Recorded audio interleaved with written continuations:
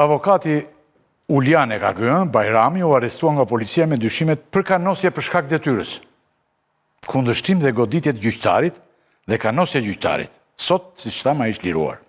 Pretendimi ishte se avokati ka kërcënuar prokurorin Gjergjit Seka. Në Elbasan ka ndodhur kjo. Të ndikim një audio me regjistrimin e kërcënimit të pretendruar. Sinkronin ju lutem me audion.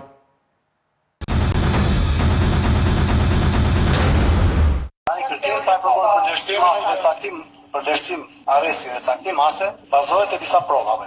Një ndër to tregon që ka pastyrim të rreth të dhënave dhe që do të merret personalisht edhe me prokurorin, edhe me gjithë oficerët e policisë.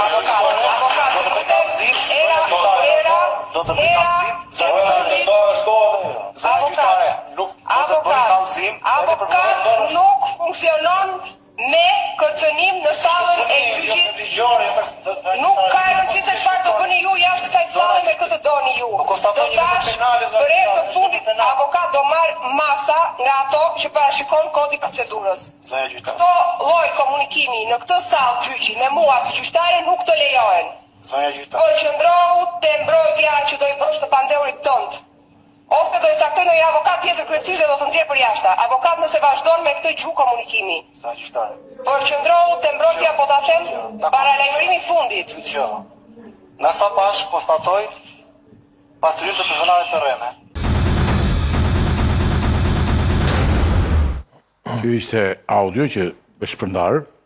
Ma kush është shpërndarë?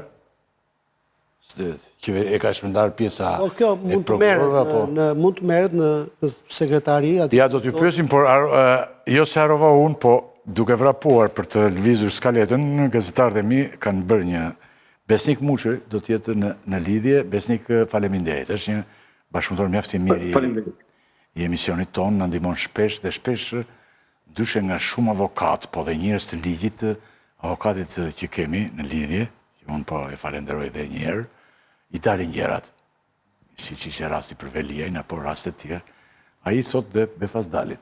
Nuk tha u lirua. Jo, nuk tha u lirua. S'ka thena si lirua, por tha gjërat që do ndodhen dhe ndodhen pikërisht kështu. Avokat do t'jemi në lidhje, do thuash që mendon për këtë problem. Në fakt ne, nderuar teleshikues, po thresim edhe që është liruar tani, po ai duket është trembur shumë, se i kanë mbajtur dhe telefonin. Më shkëput me zotin Muçi dhe jemi në studio dhe pastaj do lidhemi me Muçi. Mos fillojmë që tani në pa filluar emisioni. Pra, unë po përpiqem të lidhem dhe me zotin Ulian Bajrami, por duket edhe i trembur pak Uliani, më u lidh me mua, diçka tha, me një telefon tjetër se ja kanë mbajtur telefonin. Se tani këtu ka dhe rregull që të mbajnë telefonin dhe s'ka lidhje. Por Ulian dil sa më parë. Dilo zotri se nuk të marrin me ata po të liruan. Ka dhe frike. Ka në avokatët frika, po jo. Se varet ku do vetë ose është e frike, jo. Po të patremshëm nuk janë avokatët? Jo, faret patremshëm janë. Pra dëgjuam audion e avokatit dhe gjyqtares.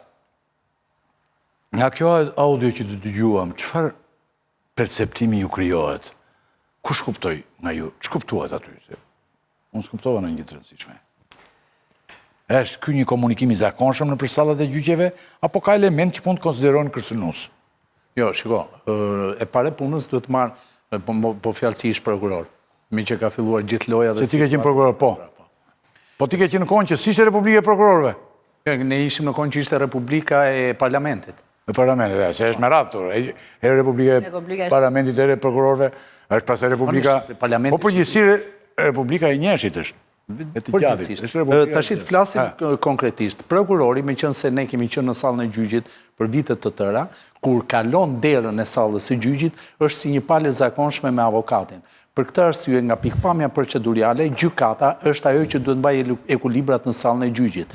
Dhe prokurori, pavarësisht se çka bërë derisa ka mbërritur në sallën e gjyqit, derisa ka mbërritur në çështjen për gjykim, aty bëhet i barabart me avokatin dhe çdo kërkesë, çdo informacion që paraqet është në të njëjtën situatë në ngarkesë përgjegjësie siç është avokati. Për këtë arsye, debati gjyqësor i vërtet bëhet në sallën e gjyqit dhe referuar kodit procedurës penale, referuar faktit që në sallën e gjyqit gjyqtari është personi i cili vendos për rendin, qetësinë dhe për gjithçka që ndodh në sallën e gjyqit, sigurisht që kjo është një situatë e cila normalisht nuk ka pse të merret me shqetësim nga asnjë nga palët.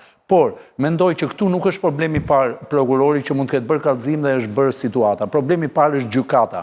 Gjykata, referuar në 341-342 kodit procedurës penale, duhet ishte më autoritare në vendosjen e rregullit, rendit dhe qetësisë. Mbi të gjitha, referuar jo vetëm kodit, por referuar dhe praktikës së gjyqtarëve të cilët ruajnë rendin dhe sigurinë dhe sigurisht dhe solemnitetin e një sallë gjyqi, në rast se konstatohet një vepër penale në sallën e gjyqit, patjetër që është gjykata që vendos. Nuk është as prokurori, as polici që dëgjon në sallën e gjyqit. Se mund të ketë ndodhur atje që mund të ketë pasur dhe shefa krimesh brenda sallës gjyqit dhe thonë unë e dëgjova dhe mu duk sikur e kërcënoi prokurorin, avokati dhe e thirra.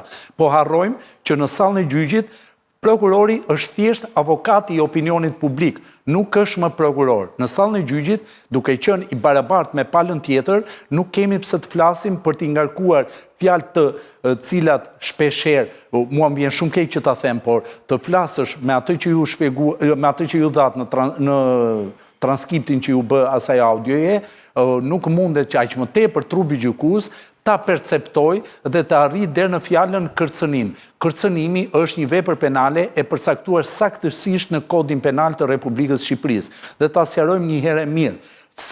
Kërcënimi është një vepër penale ose kanosja, e thënë nga pikpamja ligjore, e cila duhet të jetë e aty për atyshme, serioze, dhe të krijoj përshtypjen tek pala tjetër që ajo do të kryhet për të shkatruar pronën, jetën e personit. Më thonin cilat nga këto fjalë përbëjnë element të veprës penale të kanosjes. Përveç me elementit procedurial, tu kemi të bëjmë dhe me elementin material.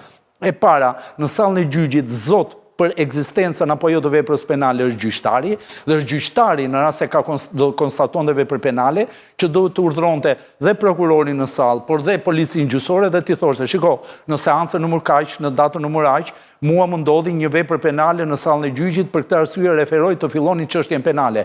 Është gjyqtari që brenda sallës gjyqit urdhëron. Madje me gjyqtar me shumë më tepër integritet, vite më parë, ne kemi patur situata në të cilat dëshmitari është paraqitur, ka bërë dëshmi të rrem, vepra penale ka qenë e dukshme dhe ka ndërhyrë gjyqtari dhe ka thënë prokuror, nuk mund të arrestosh ti dëshmitarin në sallën e gjyqit se jam unë zoti i sallës gjyqit. Kur të dal nga salla e gjyqit dhe të bëj veprën penale, ti merr dokumentacionin dhe bëj arrestimin. Ky është integriteti dhe profesionalizmi i gjyqtarit. E para. E dyta, në momentin që ndodhi vepra penale, janë ca elementë të cilët duhet të shpjegohen. Si ka filluar çështja penale nga policia gjyqësore? Ku është prokuroria në raport me policinë gjyqësore, e cila në pikpamje ligjore procedurale ka kryer jo gaf, po vepër penale në kufijtë e shpërdorimit dhe të veprimeve arbitrare.